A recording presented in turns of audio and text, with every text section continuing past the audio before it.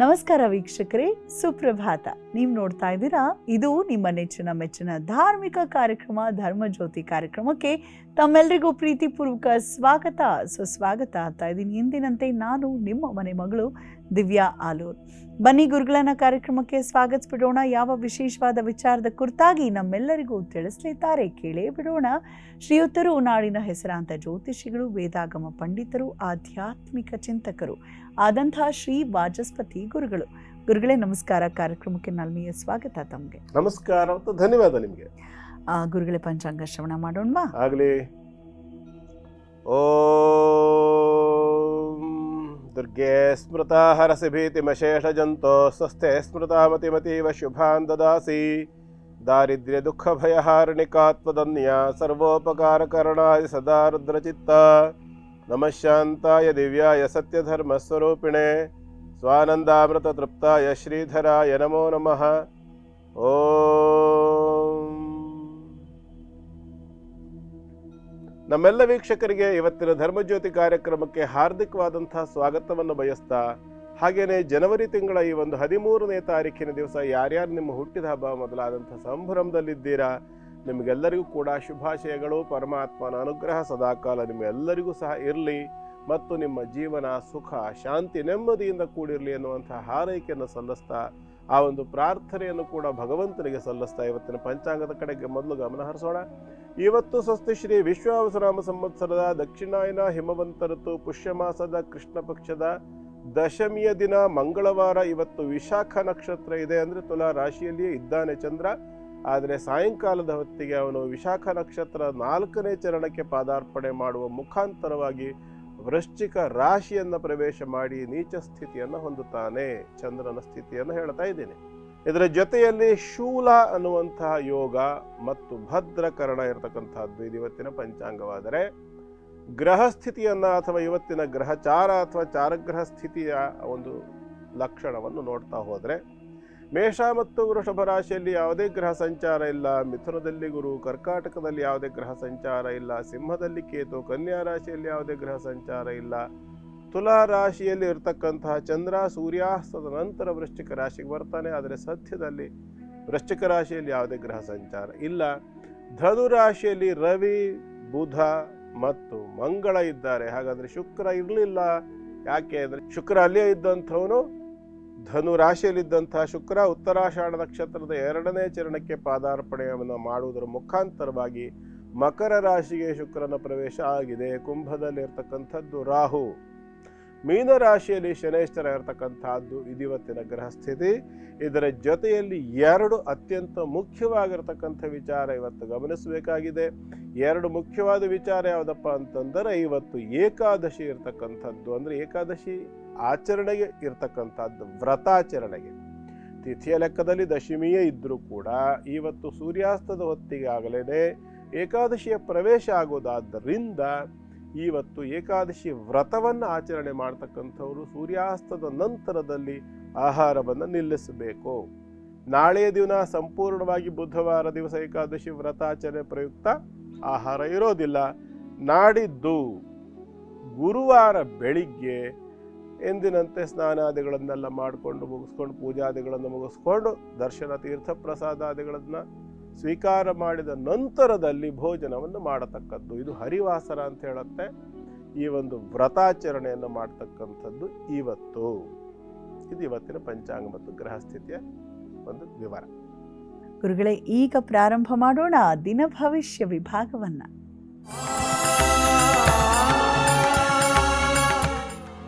ಇವತ್ತು ಹೇಗಿದೆ ಎಲ್ಲರಿಗೂ ದಿನ ದಯಮಾಡಿ ತಿಳಿಸಿ. ನೋಡೋಣ, ಮೇಷರಾಶಿಯಿಂದ ನೋಡ್ತಾ ಹೋಗೋಣ.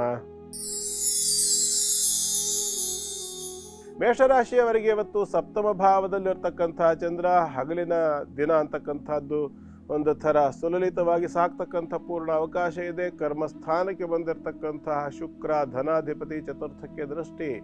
ಸ್ವಲ್ಪ ಮಟ್ಟಿನ ಧನ ಕನಕ ಅಥವಾ ವಸ್ತುಗಳನ್ನು ಇವತ್ತು ಪರಭಾರೆ ಮಾಡಬೇಕಾಗಿ ಬರ್ತಕ್ಕಂಥ ಲಕ್ಷಣ. ಸಾಂಸಾರಿಕವಾಗಿರ್ತಕ್ಕಂಥ ಒಂದು ವ್ಯವಸ್ಥೆಗೋಸ್ಕರ ಚತುರ್ಥಕ್ಕೆ ಚಂದ್ರನ ಮನೆಗೆ ದೃಷ್ಟಿ, ಚಂದ್ರನ ಮನೆಗೆ ಶುಕ್ರನ ದೃಷ್ಟಿ ಇದ್ದರೆ ಶುಕ್ರನ ಮನೆಯಲ್ಲಿ ಚಂದ್ರ ಇದ್ದಾನೆ. ಹಾಗಾಗಿ ಸ್ವಲ್ಪ ಸೌಕರ್ಯಕ್ಕೋಸ್ಕರವಾಗಿ, ಅದು ಹಾಗೆ ಚತುರಶ್ರದ ಒಂದು ಲಕ್ಷಣವನ್ನು ನೋಡಿದ್ರೆ ಬಹಳ ಅದ್ಭುತವಾಗಿರತಕ್ಕಂಥದ್ದು. ಹಾಗಾಗಿ ಸೌಕರ್ಯಕ್ಕೋಸ್ಕರವಾಗಿ ಸ್ವಲ್ಪ ಹಣಕಾಸಿನ ಖರ್ಚು ವೆಚ್ಚಗಳನ್ನು ನೋಡಬೇಕಾಗಿ ಬರಬಹುದು. ಉಳಿಕೆ ಅಂತ ಇವತ್ತಿನ ದಿನ ಮೇಷರಾಶಿಯವರಿಗೆ ಚೆನ್ನಾಗಿದೆ. ಸಾಯಂಕಾಲದ ನಂತರ ಚಂದ್ರ ಅಷ್ಟಮಕ್ಕೆ ಬರೋದರಿಂದ ಇವತ್ತು ರಾತ್ರಿ ಆಹಾರದ ಕಡೆಗೆ ಸ್ವಲ್ಪ ಜಾಗ್ರತೆ ವಹಿಸ್ಕೊಳ್ಳಿ, ಎಚ್ಚರಿಕೆಯನ್ನು ವಹಿಸಿ. ಮತ್ತು ರಾತ್ರಿ ಕೀಟ ಬಾಧೆ, ಕ್ರಿಮಿಕೀಟಗಳ ಸಮಸ್ಯೆ ಅಂತಕ್ಕಂಥದ್ದು ಉತ್ಪತ್ತಿ ಆಗ್ತಕ್ಕಂಥ ಲಕ್ಷಣ ಕಾಣಿಸುತ್ತೆ. ಸ್ವಲ್ಪ ಹೆಚ್ಚು ಎಚ್ಚರಿಕೆ ಬೇಕು. ವಿಶೇಷವಾಗಿ ಮನೆಯ ವಾತಾವರಣದಲ್ಲಿ ಚೇಳು ಮೊದಲಾದಂತಹ ಕೀಟಗಳ ಬಾಧೆ ಕಾಣಿಸ್ಬಹುದು. ಹಾಗಿರ್ತಕ್ಕಂಥವ್ರು ಏನು ಮಾಡಬೇಕು ಅಂತಂದರೆ ಕೋಲಾರಮ್ಮನ ಸ್ಮರಣೆ ಮಾಡಿಕೊಂಡು ಕೋಲಾರಮ್ಮನಿಗೆ ಬೇಕಾಗಿರ್ತಕ್ಕಂಥ ಸ್ವಲ್ಪ ಕಾಣಿಕೆಯನ್ನು ಎತ್ತಿಟ್ಟು ಕಳಿಸ್ಕೊಡ್ತೀನಿ, ಈ ಥರದ ಕೀಟಗಳ ಬಾಧೆ ಕಡಿಮೆ ಆಗಲಿ ಎಂದು ಪ್ರಾರ್ಥನೆಯನ್ನು ಮಾಡಿಕೊಳ್ಳಿ. ಶುಭವಾಗಲಿ. ಮುಂದಿನ ವೃಷಭ ರಾಶಿ. ವೃಷಭ ರಾಶಿಯವರಿಗೆ ಇವತ್ತಿನ ದಿನ ಒಟ್ಟಾರೆ ಚೆನ್ನಾಗಿದೆ. 6 ಮತ್ತು 7ನೇ ರಾಶಿಯಲ್ಲಿರ್ತಕ್ಕಂಥ ಚಂದ್ರನ ಸಂಚಾರ, ರಾಶ್ಯಾಧಿಪತಿ ಆಗಿರತಕ್ಕಂಥ ಶುಕ್ರ ಭಾಗ್ಯಕ್ಕೆ ಬಂದಿದ್ದಾನೆ. ತೃತೀಯಕ್ಕೆ ದೃಷ್ಟಿ, ವಿಶೇಷವಾಗಿ ಮಾನಸಿಕವಾಗಿರ್ತಕ್ಕಂಥ ಶಕ್ತಿ ಸಾಮರ್ಥ್ಯಗಳು ಹೆಚ್ಚಾಗ್ತಕ್ಕಂಥ ಅವಕಾಶ. ಭೋಗಯಾನಾನಿ ಶುಕ್ರ, ವಾಹನಗಳಿಂದಾಗಿ ಲಾಭ ಪ್ರಾಪ್ತಿ, ಸಮಾಧಾನ, ನೆಮ್ಮದಿಯನ್ನು ಹೊಂದತಕ್ಕಂಥದ್ದು ಶುಕ್ರನಾಗಿರೋದರಿಂದ ವಿಶೇಷವಾಗಿ ಸತಿಪತಿಗಳ ಅನುರಾಗ ಅಂತಕ್ಕಂಥದ್ದು ಹೆಚ್ಚಾಗ್ತಕ್ಕಂಥದ್ದು. ಶುಕ್ರನ ಮನೆಯಲ್ಲಿ ಚಂದ್ರ ಇರೋದ್ರಿಂದ ಪರಿವರ್ತನಶೀಲವಾಗಿರ್ತಕ್ಕಂಥದ್ದು. ಕೋಪ, ದ್ವೇಷ, ಅಸೂಯೆ ಇತ್ಯಾದಿಗಳಿಂದ ಮನೆಯ ವಾತಾವರಣ ಬಿಗಡಾಯಿಸಿದ್ರೆ ಅದು ಒಂದು ಹದ್ಬಸ್ತಿಗೆ ಬರ್ತಕ್ಕಂಥದ್ದು. ಸ್ವಲ್ಪ ನಿರಾಳವಾಗ್ತಕ್ಕಂಥ ಮನಸ್ಥಿತಿ ಇತ್ಯಾದಿಗಳು ಕೂಡ ಇದ್ದು ಇವತ್ತಿನ ದಿನ ಮಾನಸಿಕವಾಗಿರ್ತಕ್ಕಂಥ ಸಮಾಧಾನ, ನೆಮ್ಮದಿಗಳನ್ನು ನೋಡಲಿಕ್ಕೆ ಬೇಕಾದಂಥ ಎಲ್ಲ ಅವಕಾಶ ವೃಷಭ ರಾಶಿಯವರಿಗೆ ಚೆನ್ನಾಗಿದೆ. ಪೂರ್ಣವಾಗಿರತಕ್ಕಂಥ ದೈವ ಬಲ ಕೂಡ ಇರೋದ್ರಿಂದ ಇವತ್ತು ವೃಷಭ ರಾಶಿಯವರು ನೆಮ್ಮದಿಯಿಂದ ದಿನವನ್ನು ದೂಡಬಹುದಾಗಿರುತ್ತೆ. ಸೂರ್ಯಾಸ್ತದ ನಂತರ ಸಪ್ತಮ ಭಾವದಲ್ಲಿರ್ತಕ್ಕಂಥ ಚಂದ್ರ, ಅಂದರೆ ಸಪ್ತಮ ಭಾವಕ್ಕೆ ಬರ್ತಕ್ಕಂಥ ಚಂದ್ರ, ಅದು ನೀಚ ಸ್ಥಿತಿಯನ್ನು ಹೊಂದೋದ್ರಿಂದ ಪುನಃ ಮತ್ತೆ ಮಾನಸಿಕವಾಗಿರ್ತಕ್ಕಂಥ ಕಸಿವಿಸಿಗಳಾಗಬಹುದು. ಹಾಗಾಗಿ ಈಗಲೇ ಎಚ್ಚರಿಸ್ತಾ ಇದ್ದೀನಿ, ಅಂಥ ಪರಿಸ್ಥಿತಿ ಬಂದರೆ ಸ್ವಲ್ಪ ತಣ್ಣಗಿದ್ದು ನಿಭಾಯಿಸಿಬಿಟ್ರೆ ಆ ಸಮಸ್ಯೆ ಅಂತಕ್ಕಂಥದ್ದು ಪರಿಹಾರವಾಗುವಂಥ ಅವಕಾಶ ಬರುತ್ತೆ. ಇಂಗ್ಲೀಷಲ್ಲಿ ಒಂದು ಗಾದೆ ಇದೆ, a spark neglected burns the house ಅಂತ. ಒಂದು ಕಿಡಿಯನ್ನು ನಾವು ತಾತ್ಸಾರ ಮಾಡಿದರೆ ಅದು ಮನೆಯನ್ನು ಸುಡುತ್ತೆ ಅಂತ. ಹಾಗಾಗಿ ಅಂಥ ಕೆಲಸ ಮಾಡಬೇಡಿ, ಎಚ್ಚರಿಕೆ ವಹಿಸ್ಕೊಳ್ಳಿ. ಶಿವಪಾರ್ವತಿಯರ ಉಪಾಸನೆ ಮಾಡ್ಕೊಳ್ಳಿ. ಶುಭವಾಗಲಿ. ಮುಂದಿಂದು ಮಿಥುನ ರಾಶಿ. ಮಿಥುನ ರಾಶಿಯವರಿಗೆ ಇವತ್ತಿನ ದಿನ ಚೆನ್ನಾಗಿದೆ. 5 ಮತ್ತು 6ನೇ ರಾಶಿಗಳಲ್ಲಿ ಸಂಚಾರ ಮಾಡ್ತಕ್ಕಂತಹ ಧನಾಧಿಪತಿ ದುಡ್ಡು ಕಾಸಿನ ವಿಚಾರದಲ್ಲಿ ಅನುಕೂಲ ಆಗುತ್ತೆ. ಕೆಲಸ ಕಾರ್ಯಗಳಲ್ಲಿ ಸಂಪಾದನೆ ಹೆಚ್ಚಾಗುತ್ತೆ. ಜೊತೆಯಲ್ಲಿ ವಿದ್ಯಾರ್ಥಿಗಳಿಗೆ ಕೂಡ ವಿದ್ಯಾಭ್ಯಾಸದಲ್ಲಿ ಒಳ್ಳೆಯ ಅವಕಾಶ ಕಾಣಿಸುತ್ತೆ. ರಾಶಿಯಲ್ಲಿ ಗುರು ಇರ್ತಕ್ಕಂಥದ್ದು ಗಜಕೇಸರಿ ಯೋಗದ ಫಲ. ಕೆಲಸ ಕಾರ್ಯಗಳಲ್ಲಿ ಯಶಸ್ಸು ಅಂತಕ್ಕಂಥದ್ದು ಕಾಣುತ್ತೆ. 6ನೇ ರಾಶಿಗೆ ಹೋದಾಗ ಸ್ವಲ್ಪ ಬಿಸಿಯಾಗಿರ್ತಕ್ಕಂಥ ವಸ್ತುಗಳಿಂದ, ಅಂದರೆ ಸಾಯಂಕಾಲದ ನಂತರ ವಿಶೇಷವಾಗಿ ಮಿಥುನ ರಾಶಿ ಹೆಣ್ಣು ಮಕ್ಕಳಿಗೆ ಇದು ಅನ್ವಯಿಸುತ್ತೆ. ರಾತ್ರಿ ಅಡುಗೆ ಮಾಡ್ತಕ್ಕಂಥ ಸಂದರ್ಭದಲ್ಲಿ ಪಾತ್ರೆಗಳ ಬಗ್ಗೆ ಇರ್ಬೋದು, ಬೆಂಕಿ ಬಗ್ಗೆ ಇರ್ಬೋದು, ಸ್ಟವ್ನ ಹತ್ರ, ಒಲೆ ಹತ್ರ ಕೆಲಸ ಮಾಡುವಾಗ ಸ್ವಲ್ಪ ಹೆಚ್ಚು ಎಚ್ಚರಿಕೆ ವಹಿಸ್ಕೊಳ್ಳಿ. ವಿಶೇಷವಾಗಿ ಬಟ್ಟೆ ಬರೆಗೆ ಬೆಂಕಿ ತಾಕ್ತಕ್ಕಂಥ ಲಕ್ಷಣ ಕೂಡ ಕಾಣಿಸುತ್ತೆ. ಹೆಚ್ಚು ಎಚ್ಚರಿಕೆ ಅಂತಕ್ಕಂಥದ್ದು ಬೇಕು. ಮುಖ್ಯವಾಗಿ ಎಚ್ಚರ ತಪ್ಪಬೇಡಿ ಆ ವಿಷಯದಲ್ಲಿ.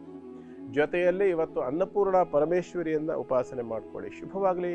ಮುಂದಿಂದು ಕರ್ಕಾಟಕ ರಾಶಿ.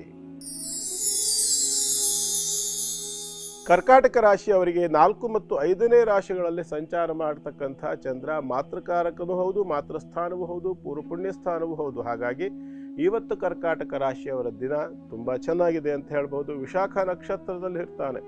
ಹಾಗಾಗಿ ಆರೋಗ್ಯದಲ್ಲಿ ವೃದ್ಧಿ ಆಗ್ತಕ್ಕಂಥ ಅವಕಾಶಗಳು ಕಾಣಿಸುತ್ತೆ. ಔಷಧೋಪಚಾರಗಳು ನಡೀತಾ ಇದ್ರೆ ಸಾಕಷ್ಟು ಅದರಿಂದ ಲಾಭ ಕಾಣಿಸುತ್ತೆ. ಜೊತೆಯಲ್ಲಿ ಸುಖಮಯವಾಗಿರ್ತಕ್ಕಂಥ ವಾತಾವರಣ, ಮನೆ ವಾತಾವರಣದಲ್ಲಿ ನೆಮ್ಮದಿ, ಕರ್ಮಕ್ಕೆ ದೃಷ್ಟಿ ಇರೋದ್ರಿಂದ ಮಾಡ್ತಕ್ಕಂಥ ಉದ್ಯೋಗ ಸ್ಥಾನ ಏನಿದೆಯಲ್ಲ ಅಲ್ಲೂ ಕೂಡ ಸ್ವಲ್ಪ ಸಮಾಧಾನ ಇದೆ. ಮತ್ತೆ ಅಲ್ಲಿಂದ 5ನೇ ರಾಶಿಗೆ ಪ್ರವೇಶವನ್ನು ಪಡೆದು ನೀಚನಾದಾಗ ನೀಚತನದ ವ್ಯಕ್ತಿಗಳಿಂದ, ನೀಚ ವ್ಯಕ್ತಿಗಳು ಅಂತಂದ್ರೆ ವ್ಯಕ್ತಿಶಃ ನೀಚ ಅಂತಲ್ಲ, ಅಧೋಭಾಗ ಅಂದರೆ ನಮ್ಮ ಕೈ ಕೆಳಗಿನ ಸಬಾರ್ಡಿನೇಟ್ಸ್ ಅಂತ ಏನು ಹೇಳ್ತಾರಲ್ಲ, ಅಂಥವರಿಂದಾಗಿ ನಮಗೆ ಅನುಕೂಲವಾಗ್ತಕ್ಕಂಥದ್ದು.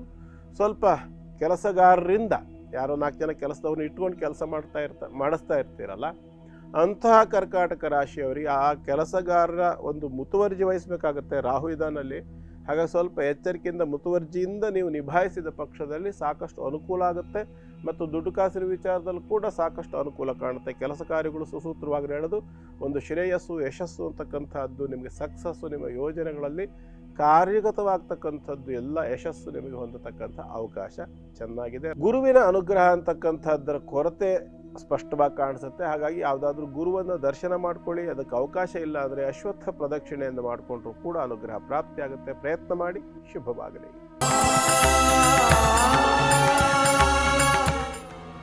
ಗುರುಗಳೇ, ಕ್ಷೇತ್ರ ಮಹಿಮೆಯಲ್ಲಿ ಇವತ್ತು ಯಾವ ಸುಕ್ಷೇತ್ರದ ಬಗ್ಗೆ ಸುವಿಚಾರವನ್ನ ಹೊತ್ತು ಬಂದಿದ್ದೀರಾ? ಇವತ್ತು ಕೂಡ ಹಿಂದಿನ ಸಾರಿ ಹೋದಂಗೆ ಹಿಮಾಚಲ ಪ್ರದೇಶಕ್ಕೆ ಹೋಗ್ಬಿಡೋಣ. ಏನು ವಿಶೇಷ ಹಿಮಾಚಲ ಪ್ರದೇಶದ ಕಡೆ ಈ ಪಾಟಿ ಗುರುಜಿ ಕರ್ಕೊಂಡು ಹೋಗ್ತಾರಲ್ಲ ಅಂತಂದ್ರೆ ಬಹಳ ಅದ್ಭುತವಾಗಿರತಕ್ಕಂಥ ಒಂದು ಕ್ಷೇತ್ರ ಇದು. ಏನು ಅಂತಂದ್ರೆ ಸತೀದೇವಿಯ ಆ ಒಂದು ಶರೀರವನ್ನ ಪರಮೇಶ್ವರ ಹೊತ್ತುಕೊಂಡು ಲೋಕಲೋಕಗಳನ್ನ ತಿರುಗ್ತಾ ಇದ್ದಂತಹ ವೈರಾಗ್ಯ ವೈರಾಗ್ಯ ಭಾವದಿಂದ ಸುತ್ತಾ ಇರುವಾಗ ಮಹಾವಿಷ್ಣು ತನ್ನ ಸುದರ್ಶನ ಚಕ್ರದಿಂದ ಸತೀದೇವಿಯ ಶರೀರವನ್ನ 51 ತುಂಡಾಗಿ ಛಿದ್ರವಾಗಂತೆ ಮಾಡಿದ ಅಂತ ಬರ್ತದೆ. ಹಾಗೆ ಛಿದ್ರ ಮಾಡಿದಂತಹ ಸಂದರ್ಭದಲ್ಲಿ ಆಕೆಯ ಅಂಗಾಂಗಗಳು ಒಂದೊಂದು ಪ್ರದೇಶದಲ್ಲಿ ಬಿದ್ದು ಆ ನಂತರದಲ್ಲಿ ಅವೆಲ್ಲವೂ ಕೂಡ ಶಕ್ತಿಪೀಠಗಳು ಅಂತ ಅನ್ಸ್ಕೊಂಡು ಒಟ್ಟು 51 ಬಗೆಗಳಲ್ಲಿ ಅಥವಾ 51 ಜಾಗಗಳಲ್ಲಿ ಉಂಟು. ಭಾರತದಲ್ಲಿ ಹೊರಗಡೆಗೂ ಉಂಟು, ಶ್ರೀಲಂಕಾದಲ್ಲೂ ಕೂಡ ಒಂದು ಜಾಗ ಇದೆ. ಇರ್ಲಿ, ನಮ್ಮ ಭಾರತದಲ್ಲಿ ನಾಲಿಗೆ ಆ ಸತೀದೇವಿಯ ನಾಲಿಗೆ ಭಾಗ ಬಿದ್ದಂತಹ ಒಂದು ಜಾಗ ಇದೆ. ಅಲ್ಲಿ ವಿಶೇಷ ಏನಪ್ಪಾ ಅಂತಂದ್ರೆ ಮಾತೆಲ್ಲವೂ ಜ್ಯೋತಿ ಅಂತಾರೆ ಬಸವಣ್ಣ. ಪ್ರತಿಯೊಬ್ಬ ವ್ಯಕ್ತಿಯ ಶರೀರದಲ್ಲಿ ಈ ಕಣ್ಣಿನಲ್ಲಿ ಸೂರ್ಯ ಚಂದ್ರರು, ಉಸಿರಾಟದಲ್ಲಿ ವಾಯುದೇವರು, ಹೃದಯದಲ್ಲಿ ಪ್ರಾಣವಾಯು, ಹೀಗೆ ಕೈಗಳಲ್ಲಿ ಇಂದ್ರ, ಹೀಗೆ ಒಂದೊಂದು ಅಂಗಾಂಗದ ಒಂದೊಂದು ಆ ಕರ್ತವ್ಯವನ್ನು ನಿಭಾಯಿಸ್ತಕ್ಕಂಥ ಒಂದು ದೇವತಾ ಚೈತನ್ಯ ಏನಿದೆಯಲ್ಲ, ಆ ದೇವತಾ ಚೈತನ್ಯಗಳಲ್ಲಿ ಮಾತು ಬರ್ತಕ್ಕಂಥದ್ದು ಅಗ್ನಿ ಚೈತನ್ಯದಿಂದ ಅಂತ ಹೇಳ್ತಾರೆ. ಹಾಗಾಗಿ ನಾಲಿಗೆ ಬಿದ್ದ ಜಾಗದಲ್ಲಿ ಬಹಳ ಅದ್ಭುತವಾಗಿರ್ತಕ್ಕಂಥ ಒಂದು ಆ ದೇವತಾ ಕ್ಷೇತ್ರ ಏರ್ಪಾಡಾಗಿದೆ. ಅಲ್ಲಿ ನಾಲಿಗೆ ಬಿದ್ದ ಜಾಗದಲ್ಲಿ ಭೂಮಿಯ ಒಳಗಿನಿಂದ ಬೆಂಕಿ ಉರಿತದೆ, ಜ್ವಾಲೆ ಉರಿತದೆ. 9 ಕಡೆಗಳಲ್ಲಿ ಬೇರೆ ಬೇರೆ ಕಡೆಗಳಲ್ಲಿ ಜ್ವಾಲೆ ಉರಿತದೆ. ಬಹಳ ಅದ್ಭುತವಾಗಿ ಅದು ನವದುರ್ಗಾ ಪ್ರತೀಕ. ಅದು ಹಿಮಾಚಲ ಪ್ರದೇಶದಲ್ಲಿ ಕಾಂಗಡಾದಲ್ಲಿ ಮೊನ್ನೆ ಬಗಳಾಮುಖಿ ದೇವಸ್ಥಾನ ಸಂಚಿಕೆ ಹೇಳಿದ್ನಲ್ಲ, ಅದರ ಸಮೀಪದಲ್ಲೇ ಇರ್ತಕ್ಕಂಥ ಇನ್ನೊಂದು ಬಹಳ ಅದ್ಭುತವಾದ ಶಕ್ತಿ ಕ್ಷೇತ್ರ ಇದೆ. ಈ ಕ್ಷೇತ್ರದಲ್ಲಿ ಸ್ವಲ್ಪ ಕೆಳಭಾಗದಲ್ಲಿ ಇಳ್ಕೊಂಡು ಹೋದ್ರೆ ಒಂದು ಚಿಕ್ಕದಾಗಿರ್ತಕ್ಕಂಥ ಒಂದು ನೀರಿನ ಕೊಂಡ ಇದೆ. ಸಣ್ಣದೊಂದು ಪುಟಾಣಿ ಕಲ್ಯಾಣಿ ಇದೆ. ಆ ನೀರು ವಿಶೇಷ ಏನಪ್ಪಾ ಅಂದ್ರೆ 24 ಗಂಟೆ 365 ದಿವಸ ಕೊತ ಕುದಿತಾ ಇರ್ತದೆ. ತಣ್ಣಗಿರ್ತದೆ, ಮುಟ್ಟಿ ಕುದಿತಾ ಇರುತ್ತೆ, ತಣ್ಣಗಿರುತ್ತೆ ಅಂದ್ರೆ ಅಲ್ವಾ? ಏನಿರ್ಬೋದು ವಿಚಿತ್ರ ಅಂದ್ರೆ ಬಬಲ್ಸ್ ಬರ್ತಿರುತ್ತೆ, ಕುದಿತಾ ಇರ್ತದೆ, ಗೊತ್ತಾಗುತ್ತೆ. ನೋಡಿದ್ರು ಇದು ಕುದಿತಾ ಇದೆ ನೀರು ಅಂತ ಗೊತ್ತಾಗುತ್ತೆ. ಅಷ್ಟು ಸ್ಪಷ್ಟವಾಗಿ ಗೊತ್ತಾಗ್ತದೆ, ನೀರು ಕುದಿಯೋದು ಗೊತ್ತಾಗ್ತದೆ. ಮುಟ್ಟಿದ್ರೆ ತಣ್ಣಗಿರ್ತದೆ. ಅಯ್ಯೋ, ಇದು ವಿಚಿತ್ರ. ಮತ್ತೆ ಇಲ್ಲಿಗೆ ಈ ಕ್ಷೇತ್ರಕ್ಕೊಂದು ಬಹಳ ಅದ್ಭುತವಾಗಿರ್ತಕ್ಕಂಥ ಒಂದು ಮಹಾತ್ಮೆ ಇದೆ.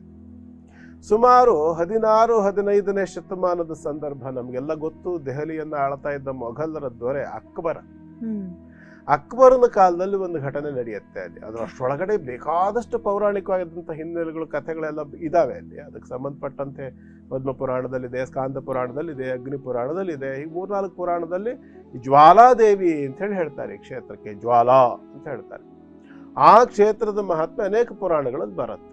ಇಲ್ಲಿ ಪ್ರಕೃತದಲ್ಲಿ ಏನಾಯ್ತು ಅಂತಂದ್ರೆ, ಅಕ್ಬರನ ಕಾಲದಲ್ಲಿ ದೆಹಲಿಯ ಸಮೀಪದಲ್ಲಿದ್ದಂತಹ ಅನೇಕ ಯಾತ್ರಾರ್ಥಿಗಳು ಈ ಜ್ವಾಲಾದೇವಿ ದರ್ಶನಕ್ಕೋಸ್ಕರವಾಗಿ ಹಿಮಾಲಯಕ್ಕೆ ಬರ್ತಾ ಇರ್ತಾರೆ. ಅಂದ್ರೆ ಹಿಮಾಚಲ ಪ್ರದೇಶಕ್ಕೆ, ಕಾಂಗಡ ಜಿಲ್ಲೆಗೆ ಬರ್ತಾ ಇರ್ತಾರೆ. ಆ ಸಂದರ್ಭದಲ್ಲಿ ಅಕ್ಬರನಿಗೆ ಅಷ್ಟು ಮತ ವೈಷಮ್ಯ ಇದ್ರೂ ಕೂಡ ಅವನಿಗೆ ಹಿಂದೂ ಧರ್ಮದ ಬಗ್ಗೆ ವೈಷಮ್ಯ ಇತ್ತು ಅಂತ ಹೇಳ್ತಾರೆ. ಇತಿಹಾಸದಲ್ಲಿ ಅವನು ಬರೆದಿರ್ತಕ್ಕಂಥ ಎಷ್ಟೋ ಅವನದೇ ದಿನಚರಿಗಳು ಏನೇನೆಲ್ಲ ಹೇಳ್ತಾರೆ, ಅದು ನಮ್ಗೆ ಗೊತ್ತಿಲ್ಲ. ಇರ್ಲಿ, ಅದ್ರ ಬಗ್ಗೆ ಸಂಶೋಧನೆ ಆದ್ರೆ ಸತ್ಯಾಂಶ ಹೊರಗೆ ಬರುತ್ತೆ. ಏನೇ ಇದ್ರು ಅವನೇನ್ ಮಾಡ್ತಾನೆ ಅಂತಂದ್ರೆ, ಯಾತ್ರೆಗಾಗಿ ಹೊರಟಿರ್ತಕ್ಕಂಥ ಕೆಲವು ಜನ ಯಾತ್ರಾರ್ಥಿಗಳನ್ನ ಹಿಂಬಾಲಿಸ್ಕೊಂಡು ಬರ್ತಾನೆ. ಹಾಗೆ ಹಿಂಬಾಲಿಸ್ಕೊಂಡು ಬಂದಂಥವನೇನ್ ಮಾಡ್ತಾನೆ ಅಂದ್ರೆ, ಆ ಕಾಂಗಡದ ಬೆಟ್ಟದ ಸಮೀಪ, ಜ್ವಾಲಾದೇವಿ ಬೆಟ್ಟದ ಸಮೀಪದಲ್ಲೇ ಅವರು ಯಾತ್ರಿಗಳು ಬಂದಾಗ ಅವ್ರನ್ನೆಲ್ಲ ತಡೆದು ನಿಲ್ಲಿಸ್ಬಿಟ್ಟು ಅವರಲ್ಲಿ ಪ್ರಶ್ನೆ ಮಾಡ್ತಾನೆ, ಯಾರು ನೀವು, ಏನು ಎತ್ತ ಅಂತ ಹೇಳಿ. ಜ್ವಾಲಾದೇವಿ ದರ್ಶನಕ್ಕೆ ಹೋಗ್ತಕ್ಕಂಥ ಭಕ್ತರು ನಾವು, ಯಾತ್ರಾರ್ಥಿಗಳು ಅಂತ ಹೇಳಿ ಅವರೆಲ್ಲರೂ ಹೇಳ್ತಾರೆ. ಹಾಗೆ ಹೇಳಿದಾಗ, ಏನು ಅಷ್ಟು ನಿಮ್ಮ ದೇವಿಯ ಬಗ್ಗೆ ಅಷ್ಟೊಂದು ಮಹಾತ್ಮೆ ಇದೆಯಾ? ಸ್ವಾಮಿ, ನಮಗೆ ನಂಬಿಕೆ ಇದೆ, ಆಕೆಯ ಒಂದು ಶಕ್ತಿಯ ಬಗ್ಗೆ ನಮ್ಗೆ ಯಾವುದೇ ಸಂಶಯ ಇಲ್ಲ, ವಿಶ್ವಾಸ ಇದೆ ನಮಗೆ. ಹೌದಾ? ನಾನು ನಿನ್ನ ದೇವಿಯ ಶಕ್ತಿಯನ್ನು ನಾನು ಪರೀಕ್ಷೆ ಮಾಡ್ತೇನೆ, ನೋಡೋಣ ಅಂತ ಹೇಳ್ಕೊಂಡು ಈ ಅಕ್ಬರ್ ಏನ್ ಮಾಡ್ತಾನೆ, ಆ ಯಾತ್ರಾರ್ಥಿಗಳ ಪ್ರಧಾನ ಆಚಾರ್ಯರು ಏನಿದ್ದಾರೆ ಅವ್ರು ಕುದುರೆ ಮೇಲೆ ಕೂತ್ಕೊಂಡು ಹೋಗ್ತಿರ್ತಾರೆ. ಆ ಕುದುರೆ ತಲೆಯನ್ನು ಕತ್ತರಿಸ್ಬಿಡ್ತಾರೆ ಅಕ್ಬರ್. ಕತ್ತರಿಸಿದಾಗ ಕುದುರೆ ಕೆಳಗಡೆ ಬಿದ್ದು ಸತ್ತೋಗುತ್ತೆ. ಅಕ್ಬರ್ ಹೇಳ್ತಾನೆ, ನಿನ್ನ ದೇವಿಗೆ ಶಕ್ತಿ ಇರೋದು ಸತ್ಯ ಆದರೆ ಈ ಕುದುರೆ ತಲೆ ಕೂಡ್ಕೋಬೇಕು, ಹಾಗಿದ್ರೆ ನಾನು ನಿನ್ನ ದೇವಿ ಶಕ್ತಿ ಇದೆ ಅಂತ ಒಪ್ತೇನೆ ಅಂತ ಹೇಳ್ತಾನೆ. ಆಯ್ತು ಅಂತ ಹೇಳಿ ಆ ಯಾತ್ರಾರ್ಥಿಗಳೆಲ್ಲರೂ ಕೂಡ ಬೆಟ್ಟವನ್ನು ಹತ್ಕೊಂಡು ಹೋಗಿ ದೇವಿಯ ದರ್ಶನ ಮಾಡಿ ಪ್ರಾರ್ಥನೆ ಮಾಡಿಕೊಂಡು ಆ ಗುರುಗಳು ಹೇಳ್ತಾರೆ, ಅಮ್ಮ ನಿನ್ನ ಭಕ್ತ ನಾನು, ನಿನ್ನ ಶಕ್ತಿಯನ್ನು ಪರೀಕ್ಷೆ ಮಾಡ್ತೇನೆ ಹೇಳಿ ಒಬ್ಬ ಮತಾಂಧ ಹೇಳ್ತಾ ಇರಬೇಕಿದ್ರೆ ನಿನ್ನ ಶಕ್ತಿಯನ್ನು ತೋರಿಸ್ತಿಲ್ಲ ಅಂದ್ರೆ ನಿನಗೂ ಅಪಮಾನ, ನಿನ್ನ ಭಕ್ತರಾದ ನಮಗೂ ಅಪಮಾನ. ನಮಗೆ ಅಪಮಾನ ಆಗೋದು ನೀನು ಸಹಿಸ್ತೀಯ?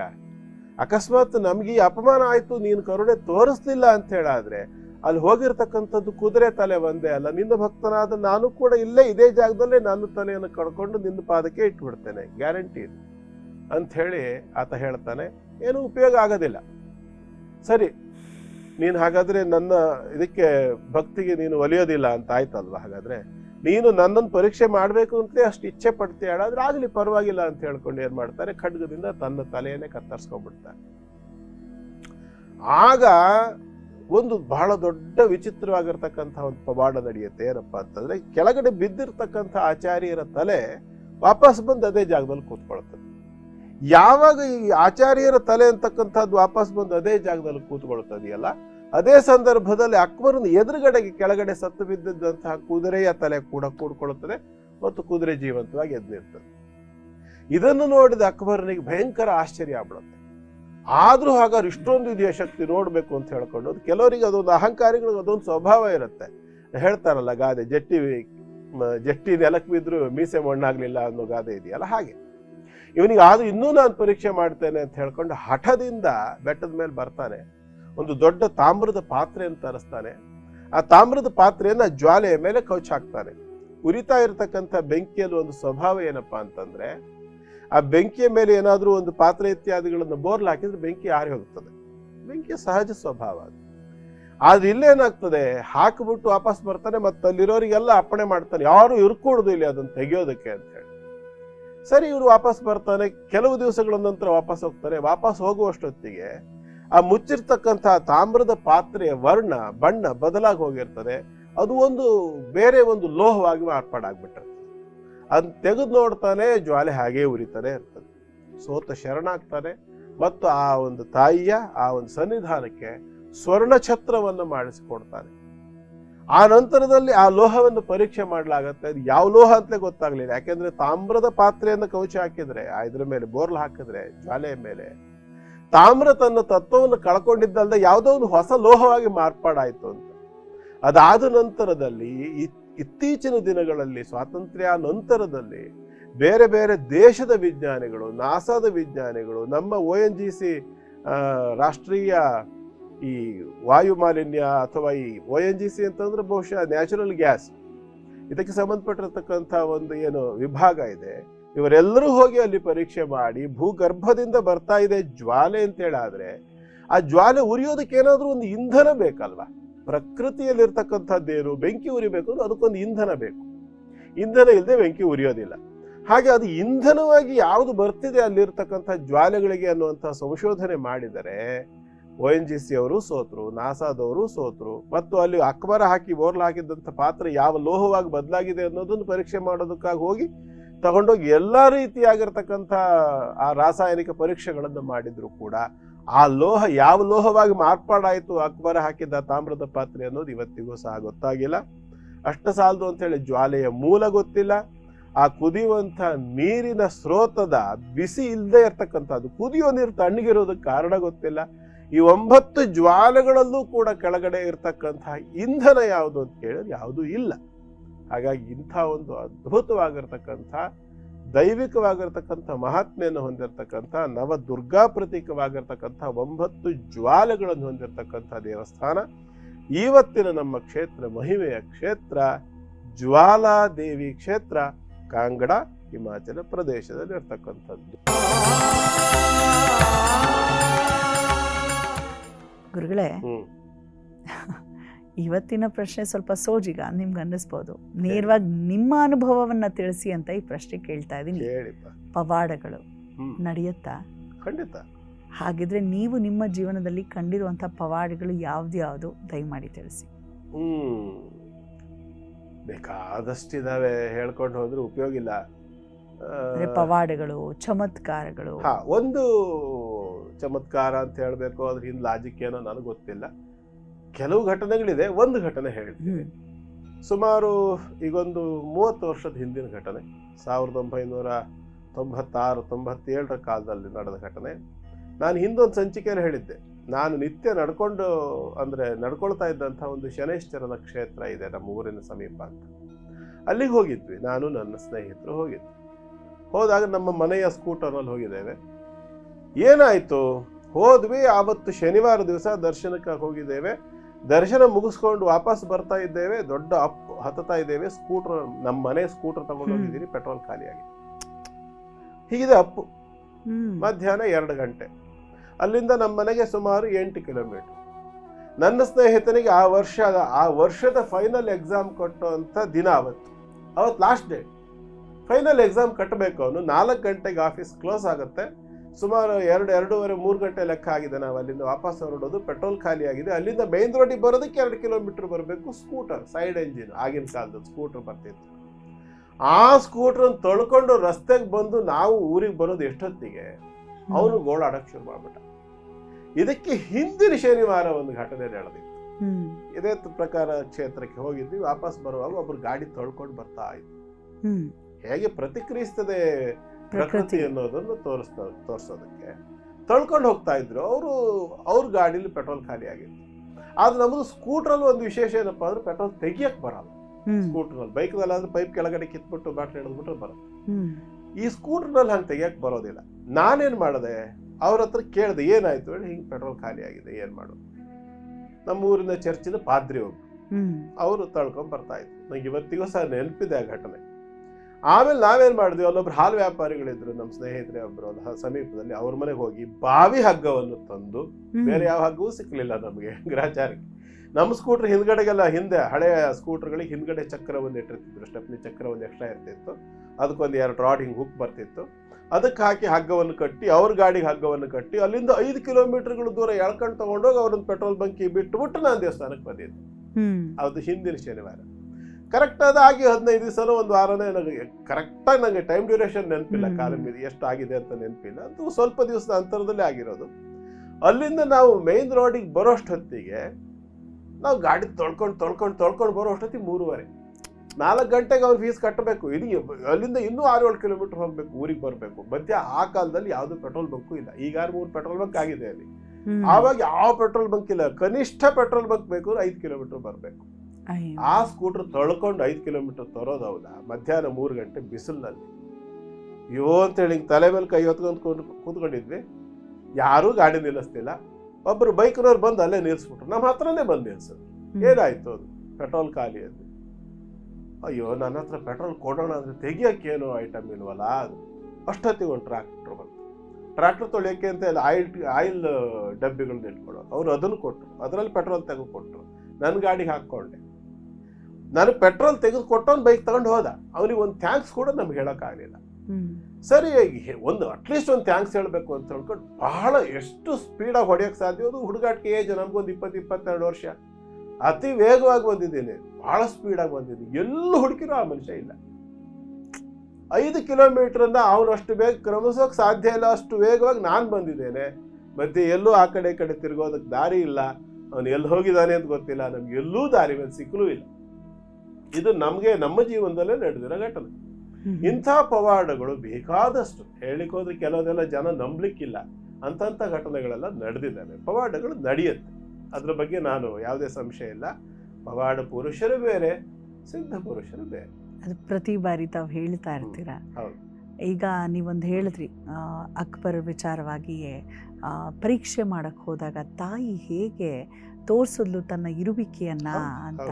ಆ ರೀತಿ ಬಹಳಷ್ಟು ಕ್ಷೇತ್ರದಲ್ಲಾದಾಗ ತುಂಬ ಜನ ಗುರುಗಳೇ, ಈ ಪ್ರಶ್ನೆ ಆ್ಯಕ್ಚುಲಿ ಈಗ ನಾನು ಬರ್ತೀನಿ, ತುಂಬ ಜನರಿಗೆ ಅದು ಏನು ಎತ್ತ ನಮಗೆ ಗೊತ್ತಿರೋದಿಲ್ಲ. ಈಗ ಉದಾಹರಣೆಗೆ ಹಾಸನಾಂಬೆ, ಇಟ್ಟಿರುವಂಥ ದೀಪ ಉರಿತಾನೆ ಇರುತ್ತೆ, ಪ್ರಸಾದಗಳು ಹಳಸಿರೋದಿಲ್ಲ, ಹೀಗೆಲ್ಲ ವಿಚಾರಗಳು, ಹೂವು ಒಣಗಿರೋದಿಲ್ಲ ಹೇಳ್ತಾರೆ.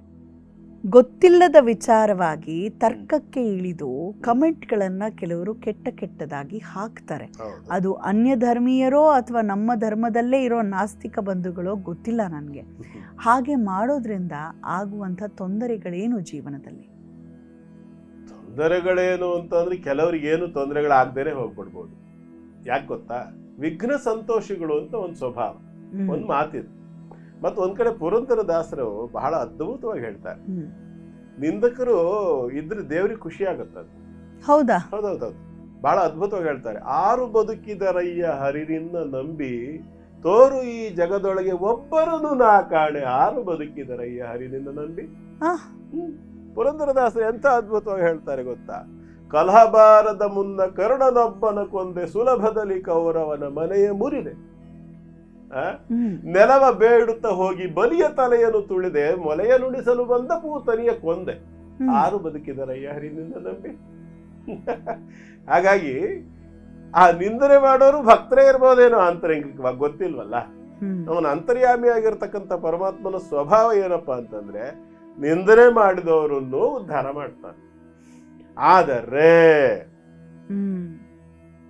ನಿಂದಂತು ನೀತಿ ನಿಪುಣಾದಿ ವಾಸ್ತುವಂತು ನೀ ನಿಂದನೆ ಮಾಡು, ಸ್ತೋತ್ರ ಮಾಡು, ಏನೇ ಆಗ್ಲಿ ನಿನ್ನ ಅಂತರಾತ್ಮ ಅಂತಕ್ಕಂಥದ್ದು ಆ ಭಗವತ್ ಶಕ್ತಿಯಲ್ಲಿ ತಲ್ಲೀನವಾಗಿರ್ತದೆ. ಹೊರಗಡೆ ತೋರ್ಗಾಣಿಕೆಗೆ ನೀನು ಏನ್ ಬೇಕಾದ್ರೂ ಆಡಂಬರ ಮಾಡು, ಆದ್ರೆ ಒಳಗಡೆಗೆ ಭಕ್ತಿ ಅಂತಕ್ಕಂಥದ್ದು ಮಡುಗಟ್ಟಿ ನಿಂತಿದೆ. ಆಡ್ಕೊಂಡೋಗೋದು, ಎಷ್ಟೋ ಜನ ದೇವರನ್ನೇ ಬೈಯೋರು ನೋಡಿದೆ ನಾನು. ಅವ್ರೇನಾದ್ರು ಬೇಜಾರಾದ್ರೆ, ತೊಂದರೆ ಆಗಿದ್ರೆ ಖಂಡಿತವಾಗ್ಲು ನಾನು ಬೈದಿದ್ದೀನಿ ಬೇಕಷ್ಟು ಬಾರಿ, ಸತ್ಯ ಓಪನ್ ಆಗಿ ಹೇಳ್ತೀನಿ, ನಾನು ಬೈದಿದ್ದೀನಿ ದೇವರಿಗೆ. ಆದ್ರೆ ಆ ಬೈಯೋದ್ರ ಹಿಂದೆ ಅವನ ಮೇಲೆ ನಮಗಿರ್ತಕ್ಕಂತಹ ದೃಢವಾಗಿರ್ತಕ್ಕಂಥ ಪ್ರೀತಿ ಅದು. ಹೇಗೆ ನಾವು ನಮ್ಮ ಮಕ್ಕಳಿಗೆ ನಮ್ಮ ತಂದೆ ತಾಯಿಗಳ ಹತ್ರ ಜಗಳ ಮಾಡ್ಬೇಕಿದ್ರೆ ಧೈರ್ಯ ಇರ್ತದೆಯೋ, ಅದೇ ನಮ್ಮ ತಂದೆ ತಾಯಿಗಳಿಗೆ ಏನಾದ್ರು ತೊಂದರೆ ಬೇರೆಯವ್ರು ಮಾಡಿದ್ರು ಸುಮ್ಮನೆ ಇರ್ತೀವ? ನಾವೇ ಬೇಕಾದ್ರೆ ನೋಯಿಸ್ಬಿಡ್ತೇವೆ ನಮ್ಮ ತಂದೆ ತಾಯಿನ, ಆಮೇಲೆ ಹೋಗಿ ಕಾಲಿಗೂ ಬಿದ್ದು ಬಿಡ್ತೇವೆ. ತಪ್ಪಾಯ್ತು, ಏನೋ ಆ ಟೈಮಲ್ಲಿ ಹೇಳಿದೆ ಬಿಡು ಹೋಗ್ಲಿ ಅಂತ ಹೇಳ್ಕೊಂಡು ಇರ್ತೀವಲ್ವಾ. ಈ ಒಂದು ಶರಣಾಗತಿ ಇಟ್ಟುಕೊಂಡು ಆಡಿದ್ರೆ ಏನೂ ಸಮಸ್ಯೆ ಇಲ್ಲ, ಅಧಿಕಾರ ಭಕ್ತರಿಗೆ ಬರುತ್ತೆ. ಕೃಷ್ಣ ಹೇಳ್ತಾನೆ, ಹರಿವಂಶ ಮಹಾಪುರಾಣದಲ್ಲಿ ಒಂದ್ ಕಡೆ ಹೇಳ್ತಾನೆ ಕೃಷ್ಣ, ಯಾವ ವ್ಯಕ್ತಿ ನನ್ನ ಮೇಲೆ ತನಗೆ ಅಧಿಕಾರ ಇದೆ ಅಂದ್ರೆ ಭಗವಂತನ ಮೇಲೆ ಭಕ್ತನಿಗೆ ಅಧಿಕಾರ ಇದೆ ಅಂತ ಯಾವ ಭಕ್ತ ಅಂದುಕೊಳ್ತಾನೋ ಅವನಿಗೆ ನಾನು ಅಧಿಕಾರ ನಾನೇ ಕೊಟ್ಟು ಬಿಡ್ತೇನೆ, ನನ್ನನ್ನು ನಾನು ಅವನಿಗೆ ಒಪ್ಪಿಸ್ಬಿಡ್ತೇನೆ ಅಂತ ಹೇಳ್ತಾನೆ ಕೃಷ್ಣ. ಹಾಗಾಗಿ ಭಗವತ್ ಶಕ್ತಿ ಏನ್ ಮಾಡ್ತದೆ ಅಂತಂದ್ರೆ ಅದ್ರ ಮೇಲೆ ನಮಗೆ ಅಧಿಕಾರ ಇದೆ ಅಂತ ನಾವು ಅಂದ್ಕೊಂಡ್ವಿ ಅಂದ್ರೆ ಅದರ ಅಧಿಕಾರವನ್ನು ನಮಗೆ ಹಸ್ತಾಂತರ ಮಾಡ್ಬಿಡ್ತದೆ. ಅದಿಲ್ಲ, ಅದು ಏನೂ ಇಲ್ಲ, ಕೇವಲ ನಿಂದನೆ ಅಥವಾ ಇನ್ನೊಂದು ಪಂಥ, ಇನ್ನೊಂದು ಧರ್ಮ, ಇನ್ನೊಬ್ಬರು ನಿಂದನೆ ಮಾಡೋದೇ ನನ್ನ ಉದ್ದೇಶ ಅನ್ನೋದಿದ್ರೆ ಒಂದೇ ಮಾತಲ್ಲಿ ಹೇಳ್ತೀನಿ, ಉರಿಯೋ ಕೊಳ್ಳಿಯಿಂದ ತಲೆ ಕೆರ್ಕೊಳ್ಳೋಕೆ ಹೋಗಬೇಡಿ. ಎಂದೂ ಕೂಡ ದೈವ, ಧರ್ಮ, ವಿಶ್ವಶಕ್ತಿ, ಪರಶಕ್ತಿ ಅಥವಾ ಪರಮಾತ್ಮ, ಈಶ್ವರ, ಶಿವ, ರುದ್ರ, ವಿಷ್ಣು ಏನ್ ಬೇಕಾದ್ರೂ ಅಂದ್ಕೊಳ್ಳಿ, ಅದು ಒಂದು ಶಕ್ತಿ. ಅದು ಆ ಶಕ್ತಿಯ ಜೊತೆ ಹುಡುಗಾಟ ಆಡ್ಬೇಕಿದ್ರೆ ಯೋಗ್ಯತೆ ಬೇಕು. ಯಾಕೆಂದ್ರೆ ಸಿಂಹದ ಮರಿಗೆ ಮಾತ್ರವೇ ಸಿಂಹದ ಜೊತೆ ಸರಸ ಆಡೋದಕ್ಕೆ ಅಧಿಕಾರ ಇರುತ್ತೆ. ನೆನ್ಪಿಟ್ಕೊಳ್ಳಿ, ಸಿಂಹದ ಮರಿಗೆ ಮಾತ್ರ ಸಿಂಹದ ಜೊತೆ ಸರಸ ಆಡ್ಲಿಕ್ಕೆ ಅಧಿಕಾರ. ಅದಲ್ಲದೆ ಇರ್ತಕ್ಕಂಥ ಯಾವುದೋ ನಾಯಿ ಮರಿ ಹೋಗಿ ಸಿಂಹದ ಜೊತೆಗೆ ಸರಸ ಆಡ್ಲಿಕ್ಕೆ ಹೋದ್ರೆ ಆ ನಾಯಿ ಮರಿ ಗತಿ ಏನಾಗ್ತದೆ ಅವ್ರವ್ರು ಯೋಚನೆ ಮಾಡ್ಕೋಬೇಕಷ್ಟೆ. ಭಗವಂತನನ್ನ ನಿಂದಿಸಿ ಅದರ ಹಿಂದೆ ಭಕ್ತಿ ಇರಲಿ, ಮರೆಯದಿರಿ ಅಂತ ಗುರುಗಳು ಎಚ್ಚರಿಸಿದ್ದಾರೆ. ಪವಾಡಗಳು ನಡೆದಿದೆ, ನಡೆಯುತ್ತೆ, ಆದರೆ ನಂಬಿಕೆ ಇದ್ದವರ ಜೀವನದಲ್ಲಿ ಮಾತ್ರ. ಗುರುಗಳೇ, ಜ್ವಾಲಾದೇವಿಯ ಕುರಿತಾಗಿ ಬಹಳ ಅದ್ಭುತವಾಗಿ ತಾವು ತಿಳಿಸ್ತಾ ಇದ್ರಿ. ನಾನು ಎಷ್ಟು ಜಾಗೃತ ಅಂತ ಆಗಲೇ ತಿಳಿಸಿದ್ದಾಳೆ ದೇವಿ, ಸದಾ ಜಾಗೃತ ಅವಳು. ಅವಳ ದರ್ಶನದಿಂದ ಏನು ಭಾಗ್ಯ ಪ್ರಾಪ್ತಿಯಾಗತ್ತೆ? ಒಂದು ವಿಚಾರ ಯೋಚನೆ ಮಾಡೋಣ, ನಾವು ಯೋಚನೆ ಮಾಡೋಣ. ಯಾಕೆ ಅಂತಂದ್ರೆ 1600ನೇ ಅಂದ್ರೆ ಆ ಒಂದು ಶತಮಾನದ ಹೆಚ್ಚು ಕಡಿಮೆ 400 ವರ್ಷದ ಹಿಂದೆ ಕೂಡ ಆ ಜ್ವಾಲೆ ಉರಿತಾನೆ ಇದ್ದಿತ್ತು. ಇವತ್ತಿಗೂ ಅದೇ ಪ್ರಮಾಣದಲ್ಲಿ ಅದೇ ರೀತಿಯಲ್ಲಿ ಉರಿತಾನೆ ಇದೆ. ಇನ್ನೂ ಯಾವುದೇ ರೀತಿಯಲ್ಲೂ ಇಂಧನಗಳ ಯಾವುದೇ ಒಂದು ಸಪೋರ್ಟ್ ಇಲ್ಲದೆ ದೈವ ಚೈತನ್ಯ ಅಲ್ಲಿ ಏನಿದೆ ಅಂತಕ್ಕಂಥದ್ದಕ್ಕೆ ಸಾಕ್ಷಿ ಒಂದು. ಎರಡನೇದಾಗಿ 9 ಜ್ವಾಲೆಗಳು ಪ್ರತ್ಯೇಕ ಶೈಲಪುತ್ರಿ, ಬ್ರಹ್ಮಚಾರಿಣಿ, ಚಂದ್ರಘಂಟ, ಕೂಷ್ಮಾಂಡ, ಸ್ಕಂದಮಾತಾ, ಕಾತ್ಯಾಯಿನಿ, ಕಾಳರಾತ್ರಿ, ಮಹಾಗೌರಿ, ಸಿದ್ಧಿದಾತ್ರಿ, ಈ ನವದುರ್ಗಾ ಸ್ವರೂಪದ ನವಜ್ವಾಲೆಗಳು ಅಲ್ಲಿ ಉರಿತಕ್ಕಂಥದ್ದು ವಿಶೇಷ. ಮತ್ತು ಅದಕ್ಕೆ ಅನ್ನಪೂರ್ಣ, ಲಕ್ಷ್ಮಿ, ಹಿಂಗಲ, ಹೀಗೆ ಎಲ್ಲದಕ್ಕೂ ಕೂಡ ಕಾಲಿ, ಕರಾಳಿ, ಧೂಮ್ರ, ಸಿತ, ಅರುಣ, ಹೀಗೆಲ್ಲ ಅದಕ್ಕೆಲ್ಲ ಹೆಸರುಗಳಿದ್ದಾವೆ. ಈ ಎಲ್ಲ ಹೆಸರುಗಳಿರ್ತಕ್ಕಂಥ ಒಂದೊಂದು ಜ್ವಾಲೆಯಲ್ಲೂ ಕೂಡ ಒಂದೊಂದು ಬೇರೆ ಬೇರೆ ವಿಚಾರಗಳು, ಒಂದೊಂದು ರೀತಿಯ ಒಂದು ದೋಷಗಳು ಪರಿಹಾರವಾಗ್ತಕ್ಕಂಥದ್ದು. ವಿಶೇಷವಾಗಿ ಆಹಾರ, ಕೆಲವರಿಗೆ ಏನು ತಿಂದರೂ ಅಜೀರ್ಣ ಆಗ್ತಾ ಇರ್ತದೆ, ಏನೇ ಮಾಡಿದ್ರೂ ಸಹ ಮೈ ಹತ್ತಾ ಇರೋದಿಲ್ಲ, ಆಹಾರ ತಗೊಂಡಿದ್ದೆಲ್ಲವೂ ವಿಪರೀತವಾಗಿ ಶರೀರದೊಳಗೆ ಹೋಗಿ ಕೆಲಸ ಮಾಡ್ತಿರ್ತಾರೆ. ಅಂಥವರಲ್ಲಿ ಅನ್ನಪೂರ್ಣ ಜ್ವಾಲವನ್ನ ಸೇವೆ ಮಾಡಬೇಕು. ಹಾಗಾಗಿ ವಿದ್ಯೆಗೆ ಸಂಬಂಧಪಟ್ಟು ಅಲ್ಲಿ ಹಿಂಗಲಾದೇವಿ ಅಂತ ಹೇಳಿ, ಹಿಂಗ್ಲಾಜ ಅಂತ ಕೂಡ ಹೇಳ್ತಾರೆ, ಆ ಒಂದು ಜ್ವಾಲೆಯ ಸೇವೆಯನ್ನು ಮಾಡಬೇಕು. ವಿದ್ಯೆಗೆ ತೊಂದರೆ ಆಗ್ತಾ ಇದ್ರೆ, ಜ್ಞಾನಕ್ಕೆ ತೊಂದರೆ ಆಗ್ತಾ ಇದ್ರೆ ಅಲ್ಲಿ ಶಾರದಾ ಅಂತ ಒಂದು ಜ್ವಾಲೆ ಇದೆ. ದಾರಿದ್ರ್ಯ ಅಂತಕ್ಕಂಥದ್ದಿದೆ, ದುಡ್ಡು ಕಾಸಿಗೆ ವಿಚಾರಕ್ಕೆ ಸಂಬಂಧಪಟ್ಟ ತೊಂದರೆ ಆಗ್ತದೆ, ಲಕ್ಷ್ಮಿ ಹೆಸರಿನಲ್ಲಿ ಜ್ವಾಲೆ ಇದೆ. ಇದರ ಜೊತೆಯಲ್ಲಿ ಶಕ್ತಿ, ದುರ್ಗಾ ಅನ್ನುವಂಥ ಹೆಸರಿನಲ್ಲಿ ಜ್ವಾಲೆ ಇದೆ. ಹೀಗೆ ಬೇರೆ ಬೇರೆ ವಿಭಾಗಗಳು, 9 ಪ್ರತ್ಯೇಕವಾದ ಜ್ವಾಲೆಗಳು, ಮತ್ತು ಆ 9 ಜ್ವಾಲೆಗಳ ಆರಾಧನೆಯಿಂದ ಸಿಗ್ತಕ್ಕಂಥ 9 ಬೇರೆ ಬೇರೆಯ ಅನುಕೂಲಗಳು, ಅನುಗ್ರಹಗಳು. ನಮ್ಮ ಸಮಸ್ಯೆಗೆ ತಕ್ಕಂತೆ ನಾವು ಅಲ್ಲಿ ಹೋಗಬೇಕು. ಅಲ್ಲಿ ಇರ್ತಕ್ಕಂತಹ ಕ್ಷೇತ್ರಕ್ಕೆ ಸಂಬಂಧಪಟ್ಟಂತಹ ಅರ್ಚಕರು ನಮ್ಮ ದಕ್ಷಿಣದ ಕ್ರಮದಂತೆ ಅಲ್ಲಿ ಕ್ರಮ ನಡೆಯೋದಿಲ್ಲ. ಅಲ್ಲೆಲ್ಲ ಸಂಪೂರ್ಣ ವ್ಯತಿರಿಕ್ತವಾಗಿರ್ತದೆ. ಇಲ್ಲಿ ಮಡಿ ಮೈಲಿಗೆ ಅವೆಲ್ಲ ಏನೂ ಇಲ್ಲ, ನೇರವಾಗಿ ನಾವೇ ಹೋಗಿ ಸೇವೆಯನ್ನು ಸಲ್ಲಿಸಬಹುದು ಅಲ್ಲಿ. ಹಾಗಾಗಿ ಇದೆಲ್ಲ ಕಾರಣ ಏನು ಅಂದ್ರೆ, ದಕ್ಷಿಣದ ಭಾರತವನ್ನ ಇದು ಕರ್ಮಭೂಮಿ ಅಂತ ಕರೀತಾರೆ, ಮತ್ತು ಉತ್ತರ ಭಾರತವನ್ನು ಪುಣ್ಯಭೂಮಿ ಅಂತ ಕರೀತಾರೆ. ಅದು ಧರ್ಮ ಪುಣ್ಯ ಎಲ್ಲವೂ ಸಹ ಅಲ್ಲಿಯೇ ಹೆಚ್ಚಾಗಿ ಇರ್ತಕ್ಕಂಥದ್ದನ್ನ, ಹೆಚ್ಚಾಗಿ ಜ್ಯೋತಿರ್ಲಿಂಗಗಳಲ್ಲಿ ಅಷ್ಟು ದೊಡ್ಡ ಭಾಗ ಪೂರ ಇರೋದು ಉತ್ತರ ಭಾರತದಲ್ಲೇ. ಗಂಗಾದಿ ನದಿಗಳು, ಹಾಗೆ ಪುಣ್ಯಕ್ಷೇತ್ರ ಕಾಶಿ, ಹರಿದ್ವಾರ, ಗಯಾ ಇತ್ಯಾದಿ ಎಲ್ಲ ಕ್ಷೇತ್ರಗಳು ಕೂಡ ಹೆಚ್ಚಾಗಿರೋದು ಉತ್ತರ ಭಾರತದಲ್ಲೇ. ಆದ್ದರಿಂದ ಇಲ್ಲಿ ಹೋಗಿ ಆ ಕಾಂಗಡದಲ್ಲಿರ್ತಕ್ಕಂಥ ಜ್ವಾಲಾದೇವಿಯ ಬೆಟ್ಟದ ಮೇಲೆ ಹೋಗಿ ದರ್ಶನಾದಿಗಳನ್ನು ಮಾಡಿಕೊಂಡು ಪ್ರಾರ್ಥನೆ ಮಾಡಿಕೊಂಡು ಬಂದರೆ ಎಲ್ಲ ರೀತಿಯ ಅನೇಕ ರೀತಿಯ ದೋಷಗಳು ಸಂಪೂರ್ಣವಾಗಿ ಪರಿಹಾರವಾಗೋದ್ರ ಜೊತೆಯಲ್ಲಿ ಆ ತಾಯಿಯ ಅನುಗ್ರಹ ಅಂತಕ್ಕಂಥದ್ದು ಪ್ರಾಪ್ತಿ ಆಗತ್ತೆ. ಇದು ಸಾವಿರಾರು ವರ್ಷಗಳಿಂದ ಇರತಕ್ಕಂಥ ನಂಬಿಕೆ. ಮತ್ತು ಯಾವುದೇ ಕಾರಣಕ್ಕೂ ಕೂಡ ಕಾರಣವಿಲ್ಲದೆ ಅಥವಾ ಯಾವುದೇ ಒಂದು ಫಲಿತಾಂಶ ಸಿಗದೆ ಯಾವ ಜನರು ಕೂಡ ಯಾವ ಕ್ಷೇತ್ರಕ್ಕೂ ನಡ್ಕೊಳ್ಳೋದಿಲ್ಲ ಅನ್ನೋದು ನೆನಪಿನಲ್ಲಿ ಇಟ್ಕೊಳ್ಬೇಕಷ್ಟೆ. ಯಾವುದೇ ಒಂದು ಮೂರ್ತಿ ಸ್ವರೂಪ ಇಲ್ಲ ಅಲ್ಲಿ, ಬರೀ ಜ್ವಾಲೆಯನ್ನೇ ಆರಾಧನೆ ಮಾಡೋದು. ಮತ್ತು ನೀವು ತಾವು ಆಗಲೇ ಹೇಳಿದ್ರಿ, ಭಾಳ ನಾನು ಗುರುಗಳು ಮಾತಾಡುವಾಗ ಬ್ರೇಕಲ್ಲಿ ನೋಡ್ತಾ ಇದ್ದೆ, ನಿಜ ಎಷ್ಟು ವಿಸ್ಮಯ. ಅಲ್ಲಿ ಯಾವುದೇ ರೀತಿಯ ಅನಿಲವನ್ನು ಕೂಡ ನಾವು ಏನ್ ಕಂಡುಹಿಡಿಯಕ್ಕೆ ಹೋದ್ರೆ ಪರೀಕ್ಷೆ ಎಲ್ಲ ಮಾಡಿ ಆಗಿದೆ, ಅದಕ್ಕೆ ಉತ್ತರವೇ ಇಲ್ಲ. ಮಾರ್ಕಂಡ ಪುರಾಣದಲ್ಲಿ ಒಂದ್ ಕಡೆ ಬರುತ್ತೆ, ನಿರಾಕಾರಾಚ ಸಾಕಾರ ಶೈವ ನಾನಾಭಿಧಾನ ಭೃತ್ ಅಂತ. ಅಂದ್ರೆ ಅಗ್ನಿದೊಂದು ವಿಶೇಷತೆ, ಬೇರೆ ಯಾವುದೇ ತತ್ವಕ್ಕೆ ಆ ಒಂದು ಸಾಮರ್ಥ್ಯ ಇಲ್ಲ, ಆ ಒಂದು ವಿಶೇಷತೆ ಇಲ್ಲ. ನಿರಾಕಾರವೋ ಹೌದು, ಅಗ್ನಿಗೆ ಆಕಾರ ಇಲ್ಲ. ಹಾಗಂತೇಳಿ ಆಕಾರ ಇಲ್ವೇ ಇಲ್ವೋ? ಆಕಾರ ಇದೆ. ಸಾಕಾರವೂ ಹೌದು, ಆಕಾರ ಇರೋದು ಹೌದು, ನಿಶ್ಚಿತವಾದ ಆಕಾರ ಇಲ್ಲದೆ ಇರೋದ್ರಿಂದ ಅದು ನಿರಾಕಾರ. ಹಾಗೆ ಅದು ಇದು ಪವಾಡ ಅಲ್ಲದೆ ಮತ್ತೇನು ಗುರುಗಳೇ? ಅಬ್ಬಾ ಅದ್ಭುತ. ಪವಾಡಗಳ ಬಗ್ಗೆ ಪ್ರಶ್ನೆ ಮಾಡೋರು ಒಮ್ಮೆ ಜ್ವಾಲಾದೇವಿಯ ದರ್ಶನವನ್ನ ಮಾಡಿ ನಿಮಗೆ ಗೊತ್ತಾಗತ್ತೆ ತಾಯಿಯ ಒಂದು ಸಾನ್ನಿಧ್ಯ, ಅಂದರೆ ಈ ಒಂದು ಯೂನಿವರ್ಸ್ದು ಏನು ಪವರ್ ಅಂತ ಗೊತ್ತಾಗತ್ತೆ. ಗುರುಗಳೇ, ಮುಂದಿನ 4 ರಾಶಿಗಳು ನೋಡುವ. ಸಿಂಹರಾಶಿಯಿಂದ,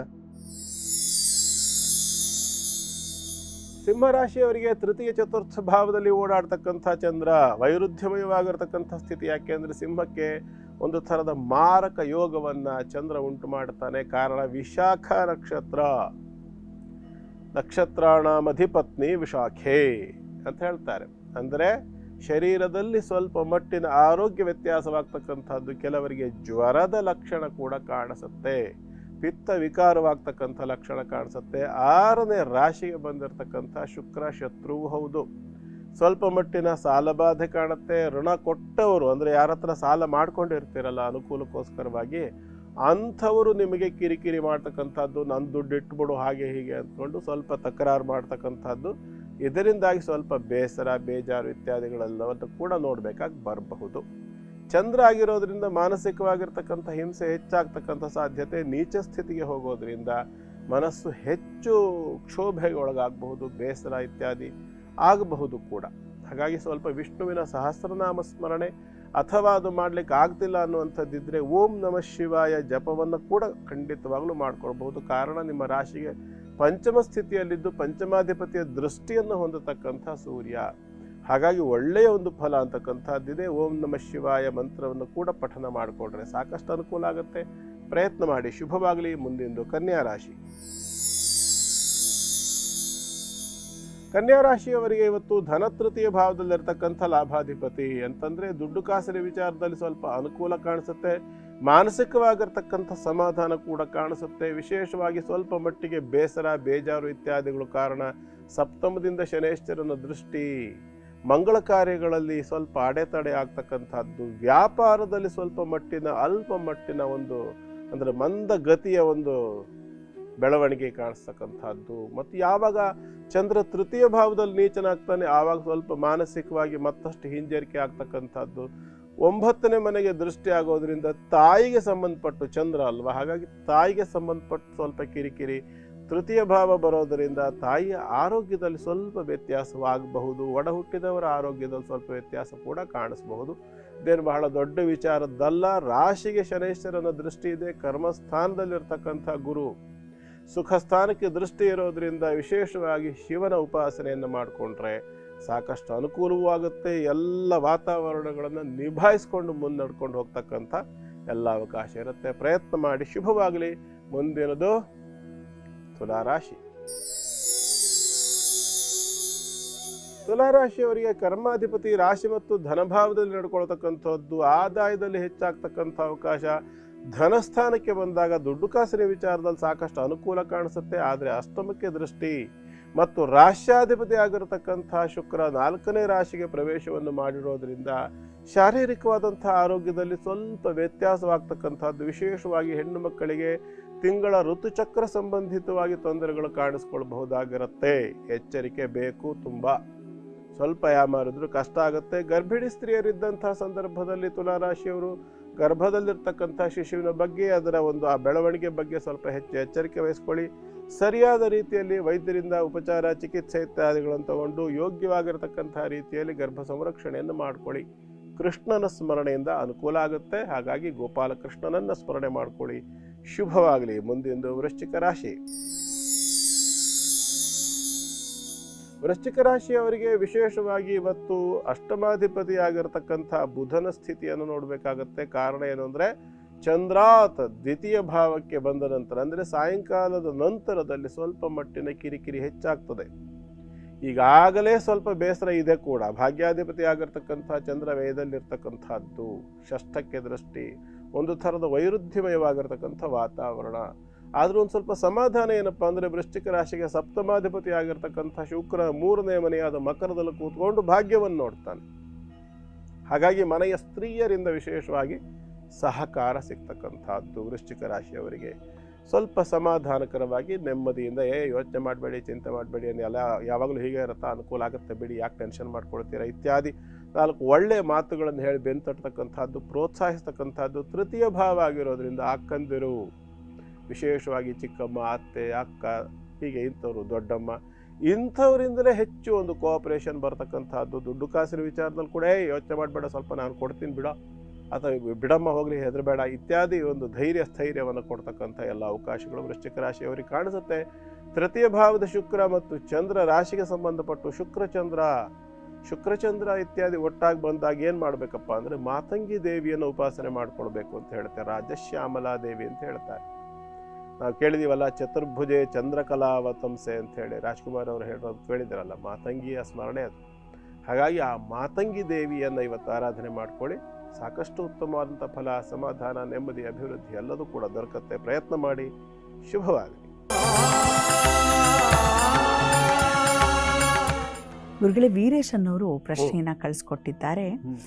8-10-1989 ಎಷ್ಟು ಆ್ಯಕ್ಯುರೇಟಾಗಿ ಕಳಿಸಿರಂದರೆ 5:2 AM ಹುಟ್ಟಿರೋ ಅಂಥದ್ದು ಅಂತ.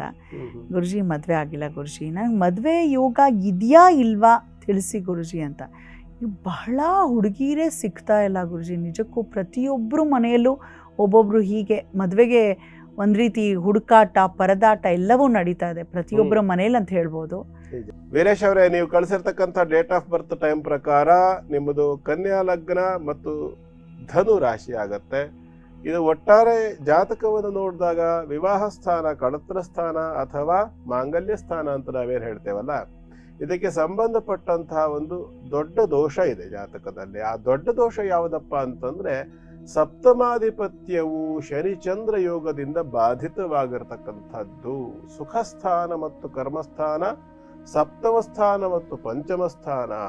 ಜ್ಯೋತಿಷ್ಶಾಸ್ತ್ರದ ಭಾಷೆಯಲ್ಲಿ ಹೇಳ್ತಾ ಇದ್ದೀನಿ, ಇದು ನಿಮಗೆ ಅರ್ಥ ಆಗಲಿಲ್ಲ ಅಂದ್ರೆ ಇಷ್ಟು ನೆನ್ಪಿಟ್ಕೊಳ್ಳಿ. ಸಂತತಿ, ಸುಖ, ಸಂಸಾರ ಮತ್ತು ಸಂಗಾತಿ. ಅರ್ಥ ಮಾಡ್ಕೊಳ್ಳಿ. ಸಂತತಿ, ಸಂಸಾರ, ಸುಖ, ಸಂಗಾತಿ, ಈ 4 ಸಕಾರಗಳು ಕೂಡ ಸಾಕಾರವಾಗಿ ಇಲ್ಲ. ಹಾಗಾಗಿ ಈ ಮೇಜರ್ ದೋಷ ಇರತಕ್ಕಂತಹದ್ದು ಈ ಜಾತಕದಲ್ಲಿ ಈ ವಿಷಯಕ್ಕೆ ಸಂಬಂಧಪಟ್ಟಂತೆ. ಇದಕ್ಕೆ ಕಾರಣ ಏನು ಅಂತಂದ್ರೆ ಗುರುವಿಗೆ ಶನಿಚಂದ್ರ ದೃಷ್ಟಿ, ಶನಿಚಂದ್ರರಿಗೆ ಗುರುವಿನ ನೇರ ದೃಷ್ಟಿ, ಸಮಸಪ್ತಮ ದೃಷ್ಟಿ ಅಂತಕ್ಕಂಥದ್ದು ಬಹಳ ತೀವ್ರವಾದ ದೋಷವನ್ನು ಉಂಟು ಮಾಡಿದೆ.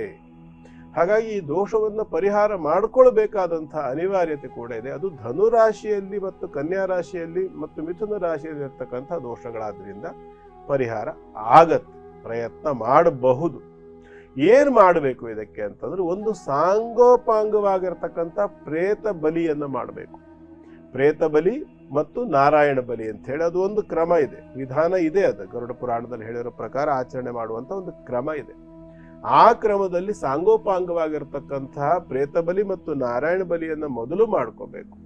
ಇದಾದ ನಂತರದಲ್ಲಿ ಕಳತ್ರ ಶಾಂತಿ ಪೂರ್ವಕವಾಗಿ, ಅರ್ಥ ಆಯ್ತಲ್ಲ, ಕಳತ್ರ ಶಾಂತಿ ಪೂರ್ವಕವಾಗಿ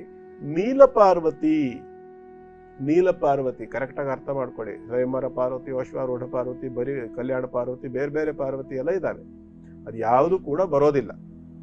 ನೀಲಪಾರ್ವತಿ ಅನುಷ್ಠಾನವನ್ನ ಪುರಶ್ಚರಣ ವಿಧಿಯ ಪ್ರಕಾರ ಆಚರಣೆ ಮಾಡಿದರೆ ವಿವಾಹ ಸಿದ್ಧಿಯಾಗುವಂತ ಅವಕಾಶ ಆಗತ್ತೆ. ಸರಿಯಾಗಿ ಕರೆಕ್ಟಾಗಿ ಕೇಳಿಸ್ಕೊಳ್ಳಿ. ತಪ್ಪಾಗಿ ಆಚರಣೆ ಮಾಡಿದ್ರೆ ಯಾವ ಫಲವೂ ಸಿಗೋದಿಲ್ಲ. ಸಾಂಗೋಪಾಂಗ ಪ್ರೇತ ಬಲಿ ಮತ್ತು ನಾರಾಯಣ ಬಲಿ, ಇಲ್ಲಿ 3 ರಾತ್ರಿಗಳ ಸೂತಕ ಆಚರಣೆ ಇರುತ್ತೆ ಸಾಂಗೋಪಾಂಗ ಪ್ರೇತ ಬಲಿ ಮತ್ತು ನಾರಾಯಣ ಬಲಿಯನ್ನು ಮಾಡುವ ಸಂದರ್ಭದಲ್ಲಿ. ಇದಾದ ನಂತರದಲ್ಲಿ ಕಳತ್ರ ಶಾಂತಿ ಆಗ್ಬೇಕು.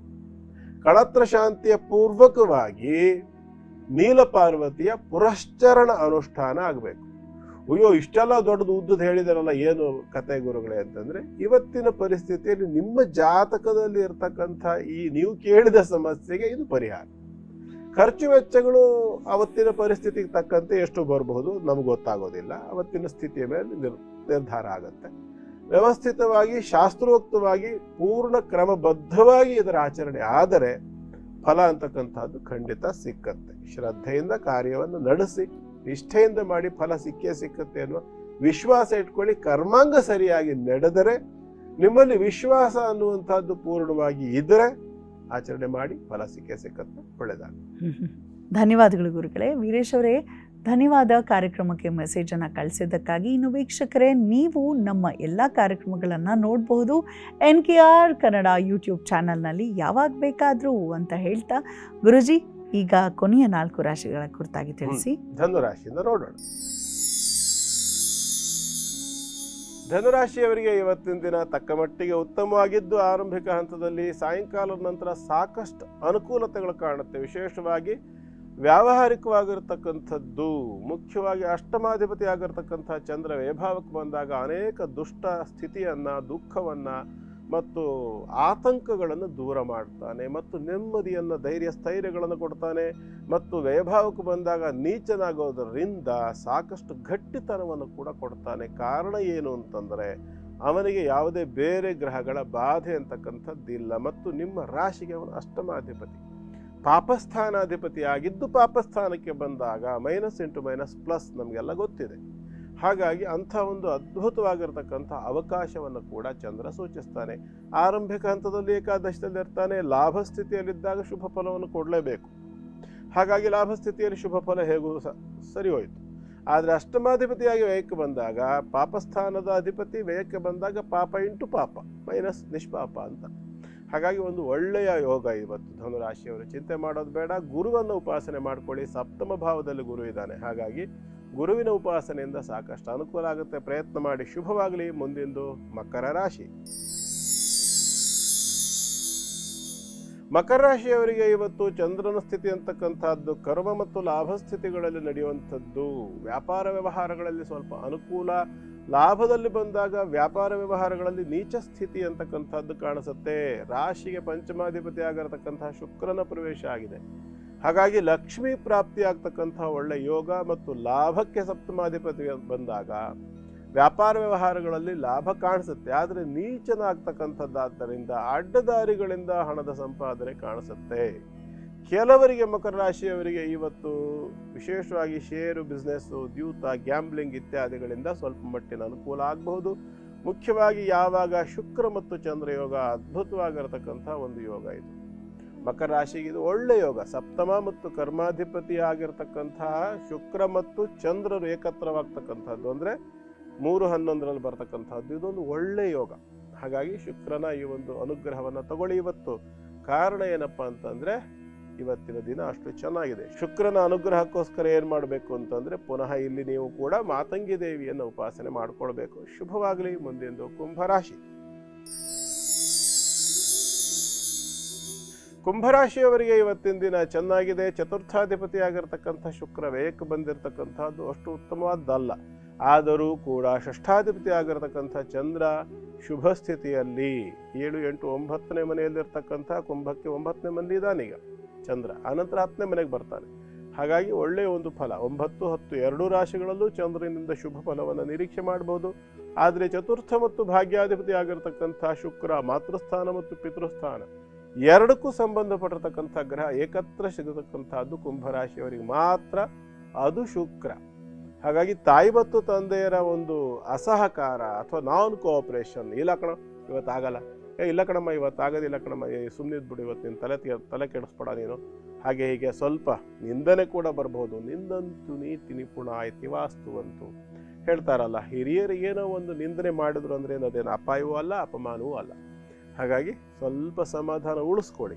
ಚಂದ್ರ ನೀಚನಾಗ್ತಕ್ಕಂಥದ್ದು ಇದೆಯಲ್ಲ ಕರ್ಮರಾಶಿಯಲ್ಲಿ, ಆವಾಗ ಸ್ವಲ್ಪ ಮನಸ್ಸು ಹೆಚ್ಚು ಬೇಸರ ಆಗುತ್ತೆ. ಸಾಯಂಕಾಲದ ನಂತರ ಇವತ್ತು ಏನೇನೋ ಮಾಡಬೇಕು ಅಂತ ಅಂದ್ಕೊಂಡೆ ಎಲ್ಲ ಉಲ್ಟಾ ಸೀದಾ ಆಗೋಯ್ತು, ಒಬ್ಬರು ನೆಟ್ಟು ಕೋಆಪ್ರೇಟ್ ಮಾಡಲಿಲ್ಲ, ಇವತ್ತು ಹಂಗೆ ಮಾಡ್ಬೋದಾಗಿತ್ತು, ಹಿಂಗೆ ಮಾಡ್ಬೋದಾಗಿತ್ತು ಎಲ್ಲ ಯೋಚನೆ ಮಾಡಬೇಡಿ. ಯಾವತ್ತೂ ಒಂದು ವಿಷಯ ಭಗವದ್ಗೀತೆಯಲ್ಲಿ ಕೃಷ್ಣ ಹೇಳಿದ್ದು ನೆನಪಿನಲ್ಲಿ ಇಟ್ಕೋಬೇಕು, ಯಾವುದು ಶಾಶ್ವತ ಅಲ್ಲ. ಇವತ್ತಿರ್ತಕ್ಕಂಥ ನೋವು ಶಾಶ್ವತ ಅಲ್ಲ, ಅಥವಾ ಇವತ್ತೇನಾದ್ರು ಸುಖ ಶಾಂತಿ ನೆಮ್ಮದಿಯಾಗಿ ಆನಂದವಾಗಿದ್ದೀನಿ ಅಂತ ಅದು ಕೂಡ ಶಾಶ್ವತ ಅಲ್ಲ. ನಾಳೆ ಮತ್ತೆ ದುಃಖ ಬರಬಹುದು. ಹಾಗಂತ ನಾಳೆ ದುಃಖ ಬರುತ್ತೆ ಅಂತ ಇವತ್ತೇ ಟೆನ್ಷನ್ ಮಾಡ್ಕೊಳ್ಳೋದು ಅದು ಕೂಡ ಸರಿಯಲ್ಲ. ಇವತ್ತಿರ್ತಕ್ಕಂಥ ಸುಖವನ್ನು ನಾವು ಅನುಭವಿಸ್ಬೇಕು, ನೆಮ್ಮದಿಯಾಗಿರ್ಲಿಕ್ಕೆ ಪ್ರಯತ್ನ ಮಾಡಬೇಕು. ದುಃಖ ಬಂದರೆ ಅನುಭವಿಸ್ಬೇಕು, ಕಷ್ಟ ಬಂದರೂ ನೋವನ್ನು ತಿನ್ನಬೇಕು, ಸುಖದ ನಿರೀಕ್ಷೆಯಲ್ಲಿರಬೇಕು, ಕಷ್ಟ ಬರ್ತದೆ ಅನ್ನುವ ಎಚ್ಚರಿಕೆಯಲ್ಲೂ ಇರಬೇಕು. ಹಾಗಾಗಿ ಮೈ ಮರೆತುಕೊಳ್ತಕ್ಕಂಥದ್ದು ಒಳ್ಳೆಯದಲ್ಲ. ಪಂಚಮದಲ್ಲಿ ಗುರು ಇದ್ದಾನೆ. ಹಾಗಾಗಿ ಗುರು ಮತ್ತು ಬುಧರ ಸಮಸಪ್ತಮ ದೃಷ್ಟಿಯಿಂದಾಗಿ ಇವತ್ತು ತುಂಬ ಚೆನ್ನಾಗಿದೆ. ನರಸಿಂಹ ಸರಸ್ವತಿ ಸ್ವಾಮಿಗಳು ಗಾಣಗಾಪುರದಲ್ಲಿರ್ತಕ್ಕಂಥವ್ರು, ಆ ನರಸಿಂಹ ಸರಸ್ವತಿ ಸ್ವಾಮಿಗಳನ್ನು ಸ್ಮರಣೆ ಮಾಡ್ಕೊಳ್ಳಿ. ಶುಭವಾಗಲಿ. ಕೊನೆಯದಾಗಿ ಮೀನರಾಶಿ. ಮೀನರಾಶಿಯವರಿಗೆ ಇವತ್ತಿನ ದಿನ ಚೆನ್ನಾಗಿದೆ. ಅಷ್ಟಮ ಭಾವದಲ್ಲಿರ್ತಕ್ಕಂಥ ಚಂದ್ರ ಭಾಗ್ಯಸ್ಥಿತಿಗೆ ಹೋಗ್ತಾನೆ. ಶುಭಕರವಾಗಿರ್ತಕ್ಕಂಥದ್ದು. ಪಂಚಮಾಧಿಪತಿ ಕೂಡ ಹೌದು ಅವನು. ಹಾಗಾಗಿ ಮೀನರಾಶಿಗೆ ತ್ರಿಕೋಣದಲ್ಲಿ ಚಂದ್ರ ಬರ್ತಾನೆ. ತ್ರಿಕೋಣದಲ್ಲಿ ಬಂದಾಗ ಷಟ್ ಸಪ್ತ ಅಗ್ನಿ ದಶೈಕ ಶೋಭನಕರ. ಅಗ್ನಿ ಅಂದರೆ 3 ಅಂತ ತ್ರಿಕೋಣ. ಹಾಗಾಗಿ ಅಲ್ಲಿ ಶುಭ ಫಲವನ್ನು ಕೊಡ್ತಕ್ಕಂತಹ ಚಂದ್ರ. ಹಾಗಾಗಿ ಚಿಂತೆ ಮಾಡಬೇಕಾದ ಅನಿವಾರ್ಯತೆ ಇಲ್ಲ.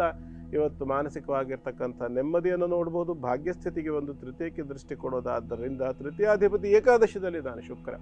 ಹಾಗಾಗಿ ಒಂದು ವಿಪುಲವಾಗಿರ್ತಕ್ಕಂಥ ಸ್ವಲ್ಪ ದೊಡ್ಡ ಮಟ್ಟದ ಹಣದ ಪ್ರಾಪ್ತಿ ಆಗ್ತಕ್ಕಂಥ ಅನಿರೀಕ್ಷಿತವಾಗಿ ಯಾರಿಂದಲೋ, ವಿಶೇಷವಾಗಿ ಹೆಣ್ಣು ಮಕ್ಕಳಿಂದ ಅನಿರೀಕ್ಷಿತವಾಗಿ ಒಂದು ಧನದ ಪ್ರಾಪ್ತಿ ಆಗ್ತಕ್ಕಂಥದ್ದು, ಸ್ವಲ್ಪ ದೊಡ್ಡ ಮಟ್ಟದ ಧನ ಪ್ರಾಪ್ತಿ ಆಗುವಂಥ ಲಕ್ಷಣ ಕಾಣಿಸುತ್ತೆ. ಇದಕ್ಕೆ ತಡೆಯಾಗಿ ಮಧ್ಯದಲ್ಲಿ ರಾಹು ಕಾಣಿಸ್ಕೊಳ್ತಾನೆ.